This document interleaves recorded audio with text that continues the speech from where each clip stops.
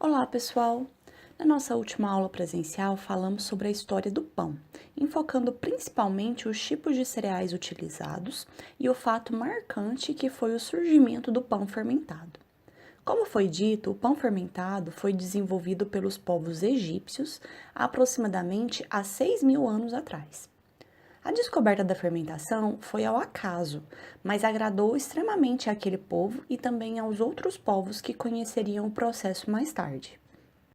No caso do pão, a fermentação foi possível pois o homem misturou a farinha dos cereais, especialmente de trigo e centeio, com a água do rio Nilo e deixou repousar por um período suficiente para iniciar um processo à primeira vista semelhante ao apodrecimento. Eles gostaram do resultado e passaram a repeti-lo em outras formulações, embora não tivessem conhecimento de fato do que estava ocorrendo no produto.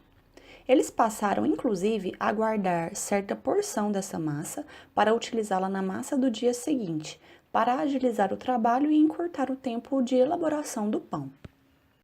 Mas o que é realmente este processo de fermentação? Você saberia dizer? Sabe por que a fermentação é importante e como ela ocorre?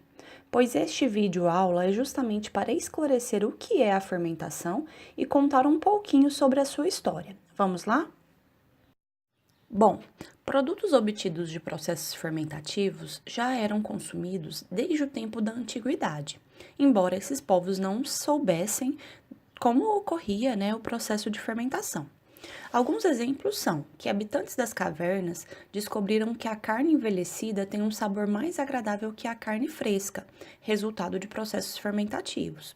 Vinho, cerveja e pão são tão velhos quanto a agricultura.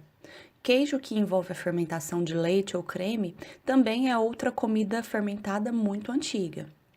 Há registros que comprovam o uso de alimentos fermentados pelos assírios, sumérios, egípcios antigos e babilônios. Foram encontradas descrições chinesas do ano de 1000 a.C. sobre miso feito com molho de soja. Outros produtos também que não são de cunho alimentício, como produtos medicinais fermentados, também são conhecidos há muito tempo.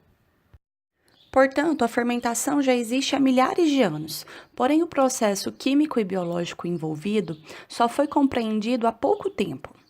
A verdadeira causa de fermentação só foi descoberta no século XIX pelo cientista francês Louis Pasteur. Este cientista estava estudando problemas dos cervejeiros e vinicultores na França, que era o fato desses produtos se tornarem azedos. Nessa altura, o microscópio já havia sido inventado pelo alemão Antoine van Leeuwenhoek e sabia-se da existência de pequenos seres visíveis através dessas lentes de aumento.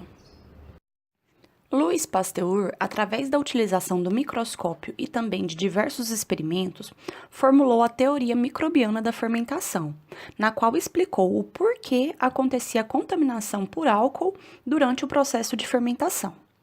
Ele descobriu a presença de diversos micro-organismos, denominados leveduras, que utilizavam o açúcar presente nas frutas e os convertiam em álcool na ausência de oxigênio.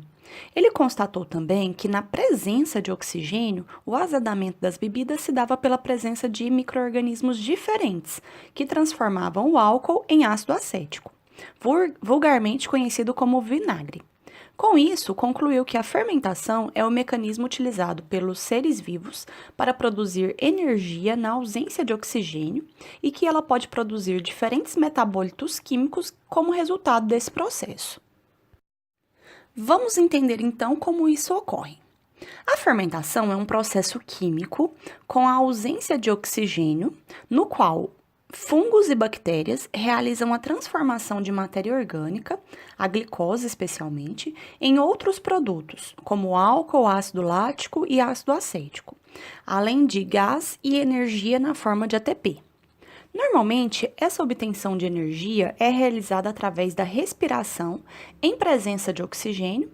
Contudo, quando não há oxigênio disponível, esses seres utilizam outra via de produção de energia para o desempenho de suas funções biológicas, que é a fermentação. Contudo, antes da fermentação se iniciar, A glicose, que é o principal açúcar presente nos alimentos, passa por um processo denominado de glicólise. Essa etapa quebra a molécula de glicose, formando duas moléculas de ácido pirúvico, que será o componente químico que dará sequência ao processo de fermentação. Posteriormente, pela ação de alguns tipos de bactérias e leveduras, o ácido pirúvico formado na etapa anterior vai ser transformado em etanol, ou ácido lático ou ácido acético, dependendo do micro-organismo presente e das condições ambientes da fermentação, como é demonstrado pelas imagens que estão aparecendo na tela. Portanto, todo o processo fermentativo irá envolver um material a fermentar, um agente de fermentação e um produto de fermentação.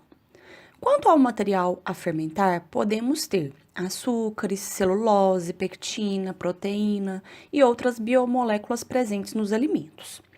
Quanto ao agente fermentativo, pode-se utilizar bactérias ou bolores e leveduras, que são os micro-organismos correspondentes. E os produtos que serão formados na fermentação são principalmente álcool, ácido acético e ácido lático, que irá dar um sabor e características sensoriais diferentes ao produto obtido. No passado, o principal objetivo da fermentação era conservar alguns alimentos sazonais ou perecíveis graças aos produtos finais da fermentação, como os ácidos e os álcoois, que impedem o desenvolvimento de micro-organismos patogênicos e deteriorantes. Ou seja, era impedir que o alimento se alterasse de forma a causar algum mal a quem o consumisse. Porém, atualmente, é muito mais importante do ponto de vista da transformação das matérias-primas, que permitem diversificar os alimentos. Pela fermentação, obtém-se novos alimentos com textura, sabor e aroma completamente diferentes da matéria-prima inicial, modificações essas difíceis de conseguir por outros meios tecnológicos.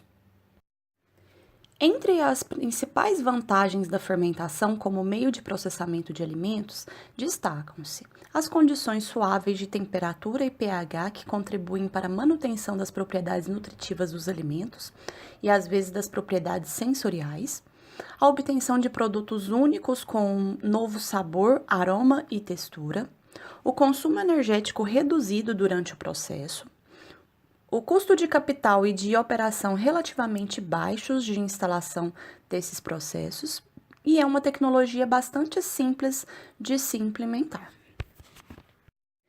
E aí, gostaram de saber sobre a fermentação? Agora é com vocês. Pesquisem pelo menos 3 tipos diferentes de produtos fermentados e deixem nos comentários, tá ok? Um abração e até a próxima aula!